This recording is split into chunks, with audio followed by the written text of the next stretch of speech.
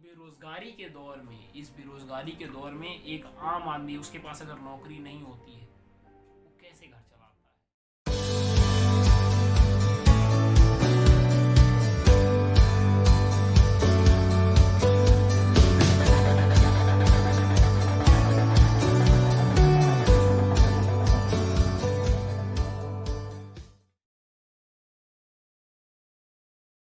तो कहानी शुरू होती है दोपहर का भोजन, और लेखक का नाम क्या है?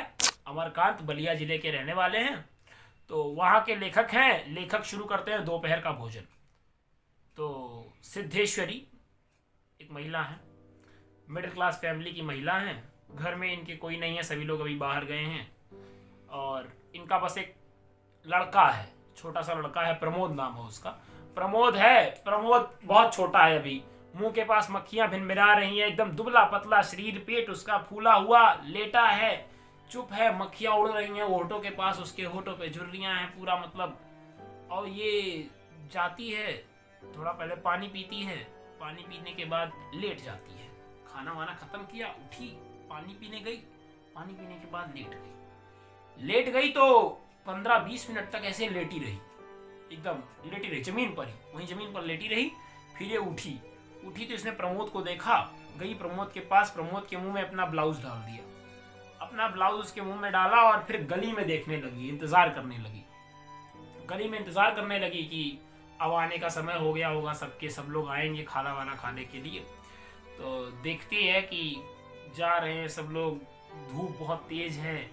तो थोड़ी देर बाद ये वापस जब अंदर आती है तो इसका बेटा जो है, रामचंद्र जो है, बड़ा लड़का है, वो सरकते हुए आ रहा है, जाती है, चौकी होके एकदम साफ वाफ करती है कि खाने के लिए बैठ जाएगा। आते ही वो आता है, रामचंद्र खटिया पर बैठता है, खटिया पर बैठ के वहीं लेट जाता है, उसी खटिया पर लेट जाता है। तो ये सिद्धेश्वरी थोड़ा हिचकिचाती है, मतलब उठाने थोड़ा सा हिचकिचाती है। वो लेटा हुआ है, खटिया पर लेटा हुआ है, सिद्धेश्वरी यहाँ खड़े होके थोड़ा सा देख रही है उसको। उसके बाद सिद्धेश्वरी उसके पास जाती है, और जब 10-15 मिनट हो जाता है, इसको डर लगने लगता है, जाती है, नाक के पास हाथ रखती है कि अरे बाप रे, कहीं कुछ हो तो नहीं गया। देखती है कि नहीं, सांस चल रही है, सब ठीक है। तो उसके बाद फिर क्या होता है कि सिद्धेश्वरी माथे पे हाथ रखे हुए कहती है, बड़कू, ये बड़कू। उसको उठाती है, मतलब ऐसे बोलती है। तो रामचंद्र उठ के खड़ा होता है, पहले माँ का मुंह देखता है अपने। रामचंद्र बहुत दुबला पतला आदमी है, दुबला पतला है, गोरा रंग है ना। 21 साल का लड़का है, अभी पिछले साल 12वीं की परीक्षा उसने पास की थी। अभी आजकल केवल प्रूफ रीडिंग का काम सीख रहा है, इंटर्नशिप जैसे कहते हैं, इंटर्नशिप कर रहा है किसी समाचार पत्र के लिए, प्रूफ रीडरी के लिए। तो उठता है, सब आके उठ के बैठ जाता है, कुछ बोलता नहीं है, उठता है, हाथ पैर मुंह धुलता है, एकदम सब धुल के साफ करके आके पीढ़ा बैठ जाता है। तो ये पूछती है, इसकी माँ सिद्धेश्वरी पूछती है कि बड़कू खाना लगा दूं? तो बड़कू जो बोलते हैं, बड़कू बोलता है कि बाबूजी खा चुके। सिद्धेश्वरी कहती है आते ही होंगे। तो सिद्धेश्वरी खाना लगा देती है बड़कू के लिए। खाने में क्या, 2 रोटी है, पनियाई हुई दाल है, चने की तली हुई तरकारी है, तरकारी मतलब सब्जी है, चने की तली हुई। बड़कू खाना शुरू करता है, खा रहा है, खाना शुरू कर रहा है, और पूछता है कि मोहन कहाँ है? मोहन कौन है? मोहन इसका छोटा भाई है, मतलब सिद्धेश्वरी का मझला लड़का हुआ और रामचंद्र का छोटा भाई हुआ। मोहन भी मस्त आदमी है, कक्षा 10वीं का आदमी है, मतलब इस बार कक्षा 10वीं की परीक्षा देगा, बच्चा है मतलब आदमी क्या, तो कक्षा 10वीं की परीक्षा देगा इस बार वो। और मझला लड़का है इनका, वो थोड़ा सांवले रंग का है, उसको चेचक के दाग जो है अभी भी उसके चेहरे पर रहते हैं। तो हुआ क्या कि बोलती है, उसे खुद नहीं पता, सिद्धेश्वरी को खुद नहीं पता कि मोहन कहाँ है, लेकिन कहती है कि अरे पढ़ने गया होगा, कहीं आता होगा, हाँ अभी पढ़ने गया होगा। तो इसके बाद ये पूछती है कि सिद्धेश्वरी पूछती है और सब वहाँ पे हो गया काम? तो ये मना कर देता है कि सब ठीक हो जाएगा, टाल देता है तरीके से, कहता सब ठीक हो जाएगा। सिद्धेश्वरी फिर चुपचाप बैठी रहती है, मौन अवस्था है एकदम, ना ये कुछ बोल रही ना वो कुछ बोल रही। बाहर के लोगों की आवाज़ें आ रही हैं, बच्चा रो रहा है उसकी आवाज़ें आ रही हैं। तो मोहन ये अंत में ये इस सन्नाटे को भंग करते हुए बोलता है, रामचंद्र कहता है कि प्रमोद खा चुका? तो सिद्धेश्वरी कहती है कि हाँ खा चुका, ऐसे उदास मन से कि हाँ खा चुका। फिर मोहन ये पूछता है लड़का कि रोया तो नहीं था? रामचंद्र पूछता है रोया तो नहीं था? सिद्धेश्वरी कहती है कि नहीं नहीं, आज तो बिल्कुल नहीं रोया था। हाँ, तो जबकि वो खूब रोया आज। तो कहती है कि अब ये समझदार हो गया है, अब रोता नहीं है, कहता है अब मैं बड़कू भैया के पास जाऊंगा। हाँ, तो ये जो है सिद्धेश्वरी इस रामचंद्र को बताती है। रामचंद्र थोड़ा मतलब अंदर तो खुशी होती है इंसान को भी ना भाई। तो सिद्धेश्वरी, जबकि प्रमोद खूब रोया था, प्रमोद रात में जो है रबड़ी के लिए जिद कर रहा था। तो इतनी बात होती है, पूरी बात इतनी होती है, तब तक उसका आखिरी कवर बचा रहता है, इसका रामचंद्र का आखिरी कवर बचा रहता है। तो सिद्धेश्वरी कहती है कि रोटी लाती हूँ, उठती है, कहती है नहीं नहीं नहीं, मुझे नहीं खाना है और रोटी नहीं चाहिए। तो सिद्धेश्वरी कहती है अच्छा एक नहीं आधी तो ले लो। तो रामचंद्र कहता है नहीं नहीं नहीं, मुझे बिल्कुल नहीं चाहिए। जब कह दिया नहीं चाहिए, अधिक खिला कर क्या चाहती हो, हाँ, कि परेशानी क्रिएट करना चाह रही हो, नहीं खाना है, जब कह दिया डांट देता है, थोड़ा सा डांट देता है। तो सिद्धेश्वरी भी सहम जाती है, रुक जाती है। इतनी बात होती है तो फिर ये कहता है कि लोटे की तरफ देखता है रामचंद्र, तो लोटा खाली पड़ा रहता है। तो बोलता है कि पानी ला दो। पानी लाने के लिए कहता है, सिद्धेश्वरी पानी लेने जाती है। तब तक ये चोरों की तरह जैसे इधर देखता है और जो टुकड़ा है, छोटा सा टुकड़ा, उसको सब्जी में डुबा के ऐसे खा लेता है। ऐसे खाता है जैसे पान का बीड़ा खा रहा हो। लेखक यही लिखता है, जैसे पान का बीड़ा खा रहा हो। तो खाता है और इसके बाद मोहन आ जाता है घर में मोहन आता है। मोहन बता ही चुका हूँ, 18 साल का लड़का है, अभी 10वीं देगा इस बार। सांवला रंग है, चौचक के दाग है थोड़े बहुत उसके, तो आंखें छोटी है उसकी, छोटी आंख है। आता है, हाथ पैर मुंह धुल के एकदम सीधे बैठ जाता है खाने के लिए। भाई लाओ खाना लाओ, हाँ भूख लगी खाना लाओ। बैठ जाता है। अब ये खाने के लिए बैठा है मोहन। तो उसकी माँ ले आती है खाना। उसकी माँ पूछती है कि कहाँ रह गए थे बेटा, बड़कू पूछ रहा था। तो मोहन कहता है कहीं तो नहीं गया था, यहीं तो था, यहीं पर था। सिद्धेश्वरी फिर ऐसे हवा में, मतलब जैसे हवा से बातें कर रही हो, कहती है कि बड़कू तारीफ कर रहा था तुम्हारी, कह रहा था। बड़कू कहता है कि मोहना पढ़ने में बहुत अच्छा है।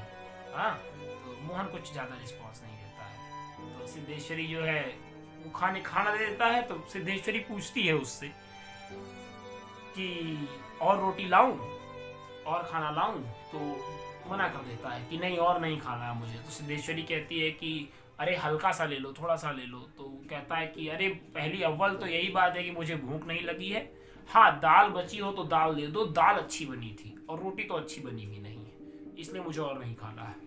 तो दाल ले आता है, दाल वाल पीते हैं। इतने में मुंशी जी आ जाते हैं। मुंशी जी इन दोनों के पिताजी हैं, सिद्धेश्वरी के पति हैं।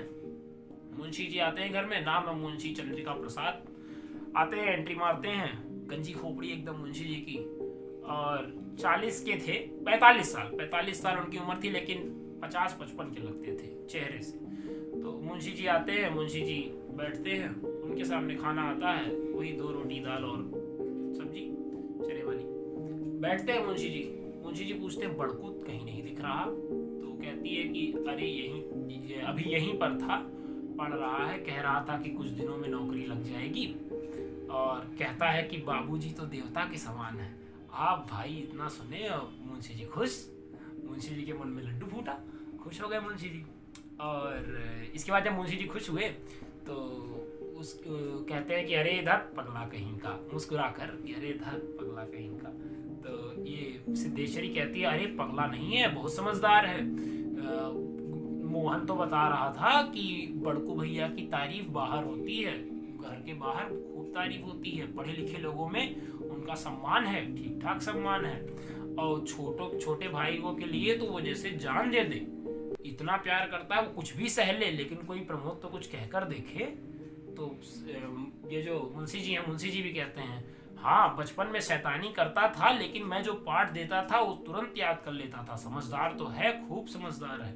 इतने में वो देखती है कि रोटी इनकी खत्म हो गई, तो कहती है और रोटी लाती हूँ, तो मना कर देते हैं। हाँ, तो ये असल में जो है इसके मन में बार बार टीस उठ रही है कि मैं सब पूछ डालूं, ये सब जो हो रहा है क्यों हो गया, ये मैं सब पूछ डालूं, हमारी ये हालत क्यों हो गई, आखिर ये सब क्यों हुआ, मैं पूछ डालूं। लेकिन बार बार रुक जाती है।